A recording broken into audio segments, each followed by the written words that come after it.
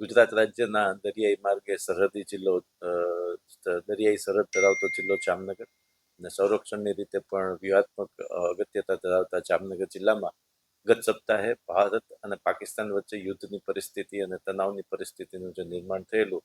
તેના ભાગરૂપે જિલ્લા પ્રશાસને પણ વિવિધ સુરક્ષાના અને ચોકસાઈના પગલાઓ લીધા છે.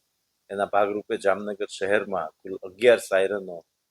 લગાડવામાં આવી છે વિવિધ સ્થળોએ અને ગ્રામ્ય વિસ્તારોને પણ આપતકાલીન પરિસ્થિતિથી અવગત કરાવવા માટે કુલ 100 સાયરનનો ઓર્ડર આપવામાં આવ્યો છે, જે પૈકી આજરોજ જામનગર જિલ્લામાં 55 સાયરન મળી જવા પામેલ છે, જે વ્યૂહાત્મક દ્રષ્ટિએ અગત્યતા ધરાવતા ગામડાઓમાં સાયરન લગાવવામાં આવશે અને આપતકાલીન સમયે લોકોને અને પ્રજાને સાવચેત કરવા માટેની જરૂરી કાર્યવાહી કરવામાં આવી રહી છે. તેમજ સિવિલ ડિફેન્સ દ્વારા પણ વિવિધ કક્ષાએ લોકોને જાગૃતિ આપવા માટે અને વિવિધ પ્રકારની તાલીમ અને જાગૃતિના કાર્યક્રમોનું આયોજન કરવામાં આવી રહ્યું છે.